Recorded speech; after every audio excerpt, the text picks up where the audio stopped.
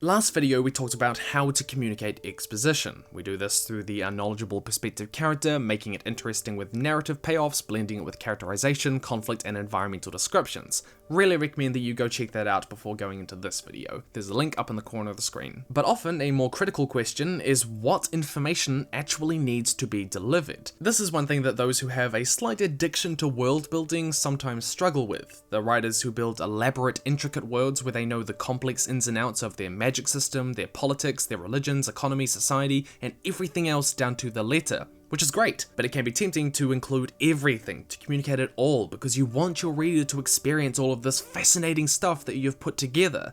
And that's understandable, but part of the exposition problem is that not all of this is important or interesting to the reader. So it's critical to understand this. Not every part of your world building needs to be explicitly communicated. So what do we need to actually include? One of the only types of truly necessary exposition when it comes to your complex world building is problem-solving exposition. This is the crucial information that will play a major role in the development or resolution of the conflict. The clearest example of this is Isaac Asimov's 3 Rules of Robotics, introduced in his short story Runaround. The reader knowing these rules is critical to them understanding the development of the tension in the story, and it's also critical to understanding how that tension is resolved when the robot known as Speedy acts in accordance with the first law over the second and the third laws. In the model engines, it's not really explained how the 60-minute war destroyed the world, because while it may be an important part of its world building, it's not an important element of the narrative conflict. Sometimes background world building information is best used as knowledge that the author can draw on when they need to in creating a consistent and complex world for the reader. However, parts of your world building that are also problem solving and being used to resolve or build tension in the narrative, if character will do action X to resolve the plot, then the reader needs to understand why that works within your world building. And let's take a closer look at exposition and magic systems. It can be tempting to explain the complex magic system you have built down to the tiniest detail. It might be the amazing concept that makes your world unique. But in terms of experience for the reader, the real question is this. Does it help establish a sense of consistency in the narrative by making the resolution to conflict more satisfying? In The Lord of the Rings, Gandalf's magic isn't usually explained because it's not often used to solve problems, and where it is, it comes with a great cost. The Fellowship loses Gandalf to the Balrog. Explaining this wouldn't actually create a more satisfying resolution to the obstacles that the Fellowship faces in the story. In contrast, Brandon Sanderson spends pages of Mistborn just explaining his magic system because it plays such a critical role in how the conflict is resolved. If you want more information on writing magic systems, then I recommend you check out my 3-part series that got the On Writing series started in the first place. An example of bad magic system exposition is this moment in Star Wars: The Phantom Menace. I've been wondering, what are midi-chlorians? Midi-chlorians are a microscopic life form that resides within all living cells, and we are symbionts with them. Life forms living together for mutual advantage. They continually speak to us, telling us the will of the Force. The problem here is that knowing this element of the magic system, the Force, doesn't help understand the problems that are solved later on in the story, so it feels out of place. This is also an example of the unknowledgeable perspective character, Anakin, who is meant to be asking the questions that the viewer would. What are midi-chlorians? They live inside me. Symbionts? But the problem is, no viewer is asking this question. Nextly, it can be, but isn't always, important to communicate exposition that explains why characters make the decisions that they do. This is most commonly in the form of backstory that we don't see in the narrative, past traumas or experiences that shift how they see the world. In Avatar: The Last Airbender, we see flashbacks of Zuko's banishment that explain why hunting the Avatar will get him his honor back, and also why he eventually chooses to help his crew members trapped in a storm rather than pursue Aang in this episode, making him more relatable and us sympathize with him. On a side note, where you do want to explore backstory, it can often be more compelling to write out the actual scene than to have them recount it to others storyteller style. The exception to this is that it's often more interesting to have a character whose background or reasons for acting are more mysterious or outside the perspective character's understanding. In Magic to the Bone by Devin Monk, the character Xavian has virtually nothing about their backstory ever revealed, and that mystery is used to keep them interesting. with characters unsure of whether or not they can trust them. The author might know the backstory of a character, but that doesn't mean that the reader has to know it. Mysterious characters can fuel intrigue in the story, like Snape, meaning this is exposition that doesn't necessarily need to be communicated immediately. In contrast, the backstories of characters like Zuko and Aang are shared in order to make them more relatable to the reader. However, some backstories neither make the characters more relatable or create intrigue, so sharing them may just be raw exposition that serves no real purpose in the narrative, meaning it may not need to be shared, even if the author knowing it helps them construct and write the character. But we're not done with this topic. We'll be talking a little bit more about backstory exposition and when you should share it and what that means for the story at this time, so skip towards this if you're really keen to watch that. Finally, the reality is that when it comes to what exposition you should share, it's that you are free to include any exposition about your world or story you like if that element is important to you. You need to write the story the way you want. That doesn't mean it'll be the most compelling information for the reader, but if it's important to you, then find a way to stick it in. Just try your best to do it well.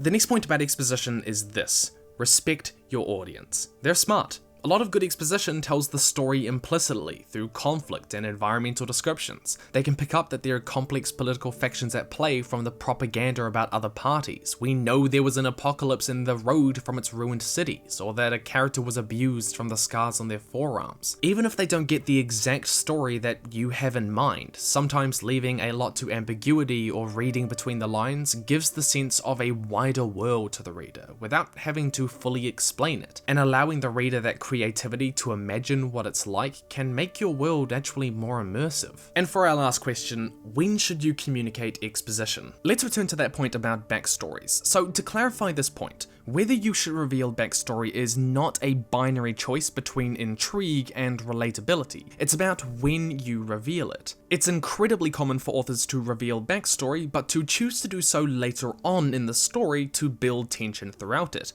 For example, Remus Lupin is a werewolf, Snape loved Lily, and Dumbledore was power-hungry. These are three secondary characters whose backstories are revealed later on after tension builds up around them. You can do both, but there is a reason that it's more common to reveal the backstory of perspective characters earlier on. For example, there are no real surprises about Harry, Ron, or Hermione's history later on in the story. This is because revealing backstory exposition earlier on in the story is one method to help the reader empathize with the character. They get to know them better. This is most common with perspective characters like Aang. In contrast, revealing backstory later in the narrative, especially if you drop hints about it previously, helps create intrigue in the narrative. This is most common with secondary characters like Snape, so it's about which one of those two factors you want to emphasize as to when you drop it. But as mentioned before, if a backstory doesn't really add to either of these, then maybe you don't need to share it at all. While characterization, environmental descriptions, and the conflict points we discussed last video are a great way to make exposition easy to digest, one extremely effective way to make exposition more memorable is with a plot twist. This can be done either before the exposition or after the exposition. One criticism of Inception is its expositional scene in which Ellen Page is just a stand-in for the viewer to understand how the dream world works. This is an example of the unknowledgeable perspective character we talked about before, and it's nearly 4 straight minutes of exposition, but it's curtailed by this moment. How did you get here? We're dreaming.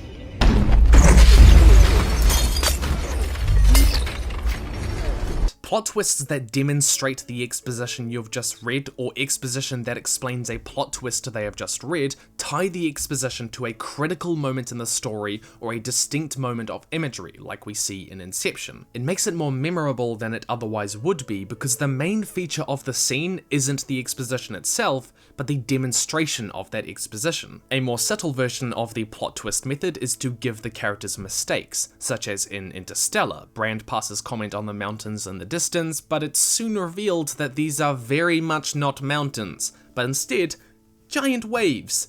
The information we were led to believe is proven false through demonstration and makes the correct information more memorable. And here's where we need to talk about the first chapter. It can be tempting to start off with a grand exposition that beautifully lays out the history of your world and the setting of your beloved characters. And some great authors like Tolkien did precisely that. But the trend these days is against that sort of exposition dump. The reason is that it's difficult to care about a world, a society, or remember a magic system unless the reader is given some context in which to care about it. We are immersed and remember things about the Shire through the experiences of Frodo. We care about the 100-Year War by seeing its consequences and how Katara and Sokka lost their mother. And we remember how the dream world works by seeing how it's used to set up conflicts or resolve them. Memorable and interesting exposition almost never exists in a vacuum. Because of this, it can be more effective to use the first chapter to establish an immersive context in which the exposition can be later introduced, rather than spouting the exposition itself.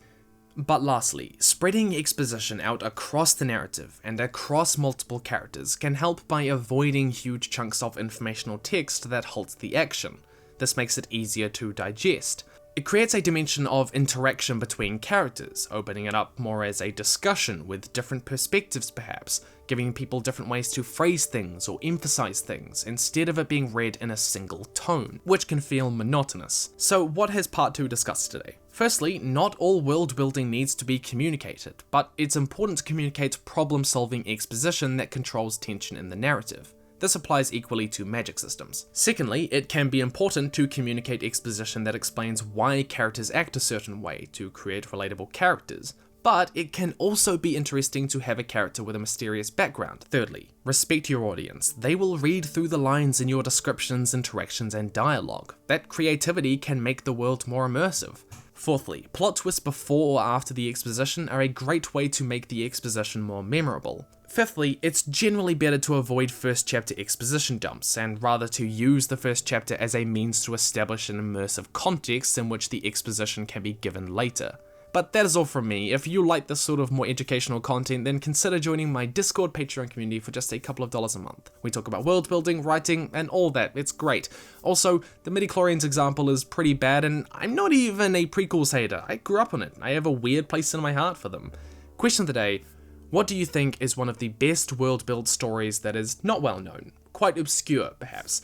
I'm really enjoying the world of Leviathan Wakes by James A. Corey, which we've referenced a couple of times throughout this series. Let me know yours down in the comments below. Stay nerdy, Subfuries, and I'll see you in the future.